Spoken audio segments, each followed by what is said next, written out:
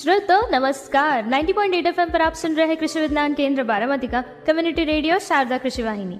मैं आरजे केशवी आप सभी का स्वागत करती हूँ अपने इस कार्यक्रम में जिसका नाम है इको चर्चा विद केशवी। तो आजकल एस्पिरेंट्स एंड 12th फेल इन सब सीरीज के चलते कॉम्पिटिटिव एग्जाम्स के चर्चे काफी बढ़ गए हैं और हर एक फील्ड के कुछ स्टूडेंट्स चाहते हैं कि वे कॉम्पिटिटिव एग्जाम्स की तैयारियां करें। और इसकी शुरुआत में तो मन में कई सवाल कई ख्याल जरूर आते हैं और इन्हीं सवाल और इन्हीं ख्यालों का जवाब आई थिंक एक एस्पिरेंट ही एस्पिरेंट को दे सकता है। और आज हमारे साथ मृदुला मैम जुड़े हैं। हमने इनसे पहले भी मुलाकात की है एज एन आरजे मृदुला, लेकिन इनका परिचय और भी है। इन्होंने एमपीएससी एग्जाम थ्रू तालुका एग्रीकल्चर ऑफिसर की पोस्ट हासिल की है और यूं कि ये एस्पिरेंट रहे हैं अपनी जिंदगी के इस सफर में। तो आई थिंक हमारे सवालों का जवाब देने के लिए ये परफेक्ट है। तो नमस्कार मृदुला मैम। नमस्कार। हॅलो केशवी। हाय।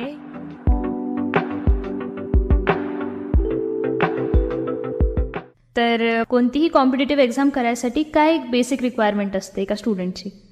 कोणतीही कॉम्पिटेटिव्ह एक्झाम जेव्हा तुम्ही स्टार्ट करता मग ती एमपीएससी असू दे, यूपीएससी असू दे किंवा बँकिंग व्हॉटएव्हर, तिथे खूप साऱ्या ऑप्शन्स आहेत तुम्हाला. तर प्रत्येक एक्झामनुसार पहिल्यांदा तुम्हाला सिलेबस समजून घेणं गरजेचं आहे की कुठल्या परीक्षेला काय सिलेबस आहे. बाकी सगळे सब्जेक्ट कॉमन असतात, जसं की हिस्ट्री, जिओग्राफी, इकॉनॉमिक्स, ते आपण करतच असतो. पण प्रत्येक एक्झामला कुठला टॉपिक महत्वाचा आहे ते जाणून घेणं, त्याच्यानुसार अभ्यास करणं महत्वाचं आहे. नंतर सेकंड पॉइंट येतो तो म्हणजे प्रिव्हियस इयर क्वेश्चन्स, की आधी एक्झामला काय विचारलं गेलंय, कुठल्या एक्झामला कशावर फोकस केला गेलाय हे जाणून घेणं खूप महत्वाचं आहे. आणि रिलेटेड टू करंट अफेअर्स, म्हणजे अवतीभोवती आपल्या ज्या गोष्टी चालल्यात त्याच्याशी रिलेटेड खूपदा प्रश्न विचारले जातात परीक्षेमध्ये.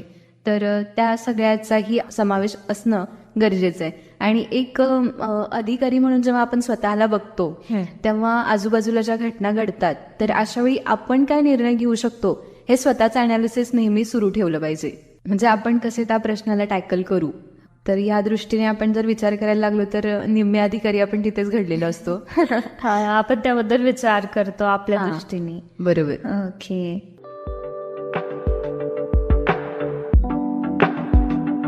सेकंड क्वेश्चन असं होतं की ॲज अन ॲग्रिकॉस स्टुडंट ही ॲग्री एमपीएससी नॉर्मल एमपीएससी पेक्षा वेगळी कशी असते?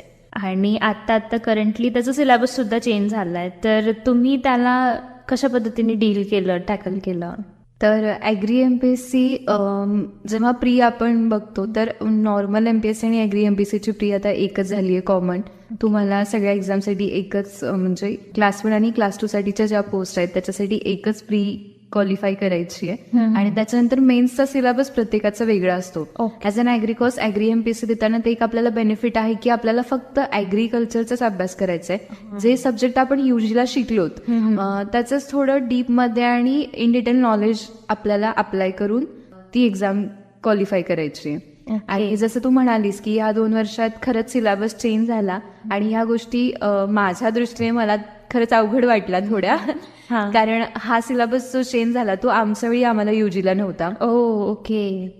सो ज्युनियरना जो सिलेबस चेंज होऊन आला होता तोच आता आहे. तर हे तुम्हाला बेनिफिट आहे की जे लोक आता करतायत तर तुम्ही युजीलाही तेच शिकता आणि तुम्हाला मेन्सलाही तेच करायचंय. सो तो युजीचा जो सिलेबस आहे तो छानपैकी समजून घ्या, छान स्टडी करा, त्यामुळे तुम्हाला नंतर जास्त कष्ट घ्यावे लागणार नाहीत. म्हणजे तेच जे युजीला आम्ही शिकलो आहोत तेच डिटेलमध्ये पुढे आहे. हो. आणि ते तुम्हाला लाईक मध्येच चेंज झालं. सो आणि त्यामुळे असं झालं की पहिली जेव्हा 21ची ऍड आली तेव्हा पूर्ण वेळ की सिलेबस काय आहे हे समजण्यात गेला आणि त्याचे रेफरन्स काढण्यात गेला की कुठून हा पॉइंट वाचता येईल किंवा ती कन्सेप्ट काय आहे ती समजून घेणं. आणि जेव्हा 22च्या ऍडला मी हे सगळं 21 मध्ये झालं होतं तेव्हा फक्त रिव्हिजनच करायची होती. त्यामुळे 22ला मला वाटतं पोस्ट मिळाली. Congratulations for that. You so much.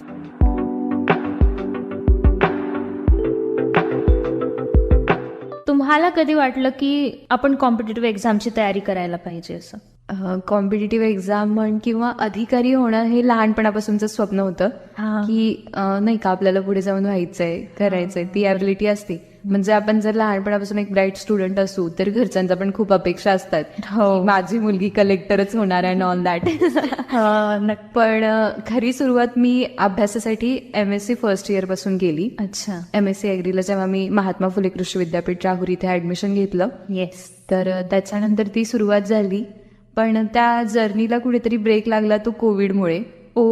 बरोबर आहे. हा, त्या ह्याच्यात पूर्ण अभ्यास घरी असल्यामुळे अभ्यास तर नव्हता, एक्झाम नव्हती समोर, त्यामुळे काही टार्गेटच नव्हतं की कशाशी रिलेटेड आपल्याला अभ्यास करायचा असं.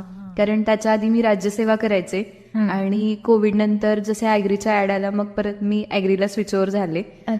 2018 मध्ये जेव्हा मी UG पास आउट झाले तेव्हाच मी ॲग्रीची एक्झाम दिली होती आणि त्या फर्स्ट अटेम्प्टलाच मी इंटरव्ह्यू पर्यंत क्वालिफाय झाले. तर घरातल्या सगळ्यांना मला ऑलमोस्ट असं वाटलं होतं की आता हिला पोस्ट मिळाली, पण असं काही नसतं. इंटरव्ह्यू जरी दिला तरी तुम्हाला पोस्ट मिळेल याचा अश्युरन्स तुमच्याकडे असतोच असं नाही. जर तुमचा मेन्सचा स्कोर तेवढा जास्त असेल तर तुम्ही तेवढे अश्युर्ड असता.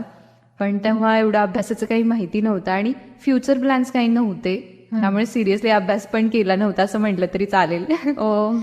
पण जेव्हा नंतर कळालं की खरंच MPSC काय आहे तेव्हा असं वाटलं की फर्स्ट अटेम्प्टला निघाली असती तर बरं झालं असतं.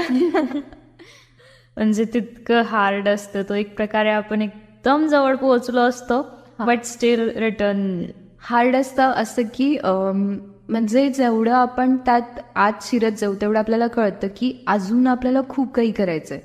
म्हणजे आपल्याला एवढे कॉम्पिटिटर्स आहेत आणि ते एवढं काही काही वाचतायत आणि त्याला सीमाच नाहीये. म्हणजे ते कुठूनही काहीही प्रश्न विचारू शकतात. तर जेवढं तुम्हाला करता येईल, जेवढं वाचता येईल तेवढं वाचावं लागतं. आणि सगळ्यात महत्वाचं की रिव्हिजन पाहिजे. म्हणजे एखादी गोष्ट एकदा वाचली तर आपल्या लक्षात राहील असं नाही. एकेकांच्या राहते तो भाग वेगळा आणि त्यांना ती काय म्हणतात एक गॉड्स गिफ्ट आहे म्हणायला लागेल.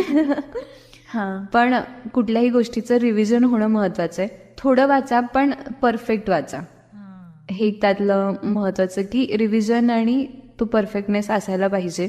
आणि दुसरी गोष्ट, जेव्हा तुम्ही कॉम्पिटिटिव्ह साठी प्रिपेअर करताय तर मला म्हणजे जेन्युइनली असं मी सांगेन, कुणाला डिमोटिवेट नाही करायचं, पण आता MPSC मध्ये किंवा कुठल्याही कॉम्पिटिटिव्ह एक्झाम मध्ये कॉम्पिटिशन एवढी वाढली आहे की आपल्याकडे आपला प्लॅन B नेहमीच तयार पाहिजे की आपण किती वर्ष देणार आहोत या गोष्टीसाठी. कारण एकेकांचं संपूर्ण आयुष्य जातं. आपण जे प्रोडक्टिव्ह इयर्स म्हणतो ना आपल्या आयुष्यातले, की ज्या उमेदीच्या काळात आपण काहीतरी करून दाखवलं पाहिजे, त्या उमेदीच्या काळात आपण फक्त लायब्ररीत बसून ती मोठी पुस्तकं वाचतो आणि कधी कधी सगळ्यांच्याच वाट्याला यश येतं असं नाही. तर कॉम्पिटिटिव्ह द्यायच्या आधी तुम्ही हे ठरवा की तुम्ही किती वर्ष ते करणार आहात. 2 वर्ष, 3 वर्ष, किती वर्ष तुम्ही वेळ देणार आहात. आणि जर त्याच्यात तेवढ्या ह्याच्यात जर तुमचं नाही झालं तर तुम्हाला स्विच ओव्हर होता आलं पाहिजे. कारण कॉम्पिटिटिव्ह एक्झाम म्हणजेच आपलं संपूर्ण आयुष्य नाहीये. त्याच्या पुढे जाऊनही काही गोल्स, काही वेगळे अचिव्हमेंट्स असू शकतात लाईफमध्ये. तर हे समजून घेणं खूप गरजेचं आहे. कारण आजकाल आपण जेव्हा पाहतो तेव्हा एक्झाम क्लिअर नाही झाले म्हणून एक लोक सुसाईड करतात किंवा खूप काही गोष्टी अशा होतात. तर मला हे सांगायचं की प्रिपेअर करा खूप, म्हणजे तुमचं 100% द्या. तेवढं करूनही जर नाही झालं तर इट्स ओके, कारण ही जर्नी तुम्हाला एक माणूस म्हणून खूप घडवत असते. भलेही तुम्ही अधिकारी व्हा किंवा ना, पण जबाबदार नागरिक आपण जे म्हणतो ना ते तुम्ही त्या प्रोसेसमध्ये घडून जाता तुमचाही नकळत. आणि जसं तुम्ही म्हटलं की खूप काही मेमराईज करावं लागते, वेगवेगळे शेड्यूल्स असतात, स्टडी पॅटर्न्स वेगळं असतं आणि तरीही भीती असते की ही भारताच्या सर्वात मोठ्या एक्झाम्समधून एक आहे. ऑब्व्हियसली डाऊट्स येतात स्वतःवर, एक प्रकारे आयसोलेटेड होऊन जातो आपण सोसायटीपासून. तर ह्या सगळ्या सिच्युएशनमध्ये तुम्ही तुमच्या मनाला कसं स्ट्रॉंग केलं किंवा तयार केलं की आपल्याला हे सगळं फेस करायचं आहे असं? हा खूपच महत्वाचा आहे आणि काय म्हणतात सगळ्यांच्या जिव्हाळ्याचा प्रश्न तू विचारलास.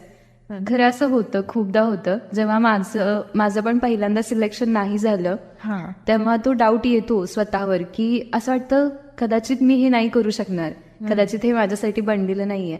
पण तेव्हा स्वतःला मोटिवेट करत राहणं ही स्वतःची जबाबदारी आहे.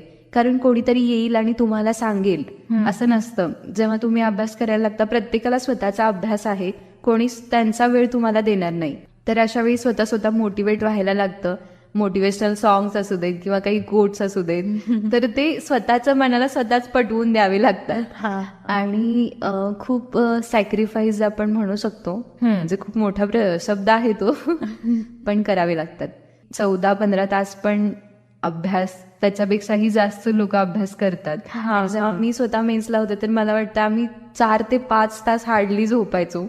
रात्री 1-1:30 पर्यंत डिस्कशन, सकाळी 5-5:30 उठायचं आणि 6:30 लिटरली आम्ही लायब्ररीत असायचो. आणि अक्षरशः जेवायला वेळ जातो म्हणून लायब्ररीच्या जवळची मेस लावलेली, मग ते जेवण कसंही असू दे.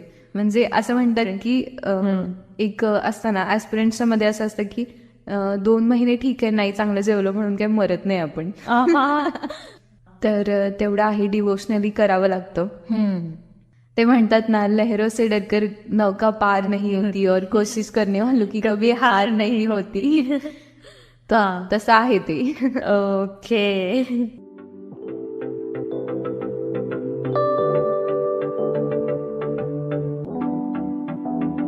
तो इसके बाद का इंटरव्यू देखेंगे हम नेक्स्ट एपिसोड में. तब तक ट्यून रहिए 90.8 FM शारदा कृषि वाहिनी बारामती.